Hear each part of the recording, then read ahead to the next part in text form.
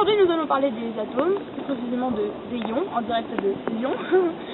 La semaine dernière nous avons parlé des métaux avec notre cher Dr Lustre, Clémence Ducure et Little Miss Sunshine. Alors soyons bien attentifs à ce que nous allons écouter. Et maintenant, à toi Clara. Bon,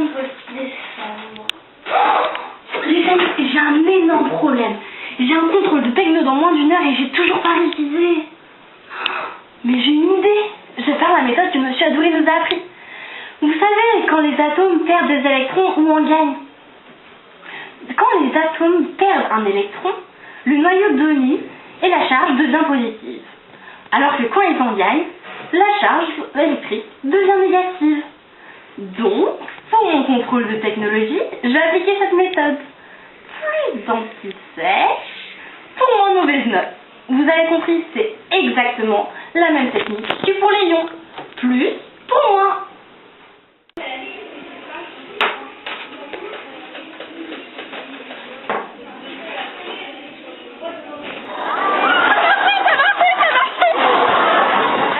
C'était très intéressant. Maintenant nous allons passer à une super interview avec une jeune étudiante en sciences, Nolwenn, qui se fera avec plaisir interroger par notre cher. Bonjour à tous, aujourd'hui je vais interviewer une étudiante en physique chimie qui étudie au campus de Ladois, qui possède un énorme pôle chimique. Elle va nous éclairer un petit peu sur les ions. Il s'agit de Nolwenn Pagès. Bonjour mademoiselle. Bonjour à vous. Donc pour commencer, qu'est-ce qu'un ion? Un ion c'est tout simple, c'est un atome ou une molécule qui a gagné ou perdu des électrons. J'ai d'ailleurs un schéma là pour mieux vous expliquer.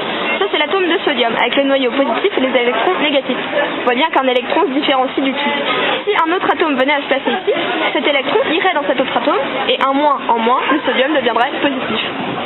D'accord, mais si l'ion peut perdre ou gagner des électrons, quelle est sa charge électrique? Contrairement à l'atome qui est neutre, les ions peuvent être négatifs ou positifs. Si les négatifs on parle d'anion, si les positifs on parle de cation. D'accord, et dans la vie de tous les jours, qu'est-ce que ça change les ions? Les ions permettent à une solution aqueuse, c'est-à-dire de l'eau avec un solide dissous à l'intérieur, de devenir conducteur. Par exemple, l'eau de mer contient des ions. Imaginez qu'un éclair tombe dans la mer. Alors, imaginez un peu les dégâts, tous les océans et tout. Par contre, un éclair dans la mer, on n'y croit pas trop, puis même il y a des paratonnerres au cas où. D'accord, et quel est le mécanisme qui permet de rendre le mélange conducteur justement? Les ions sont capables de se déplacer. Donc les anions vont de la borne moins vers la borne plus, et les cations de la borne plus vers la borne moins. Contrairement à dans un métal où c'est seulement les électrons qui se déplacent, là c'est toute la nouvelle molécule qui se déplace dans le circuit. D'accord, et bien merci pour toutes ces informations. Merci à vous. Voilà, donc c'est la fin de cette interview, j'espère que ça vous a plu. Inès, je te rends l'antenne. Et maintenant la partie pratique de cette émission. À toi Nolwenn. Bonsoir. Aujourd'hui, pour la partie pratique de cette émission, je ne vais pas vous montrer une expérience, mais plutôt un exemple concret de la distance et de la grosseur entre un noyau et son électron. Imaginez que le centre de cette roue soit le noyau de l'atome et qu'un petit poids placé dans l'une de ces cabines soit un électron. Vous aurez à peu près le rapport entre la grosseur du noyau, de son électron et la grosseur de l'atome complet. Je vous laisse sur ces images magnifiques. Au revoir.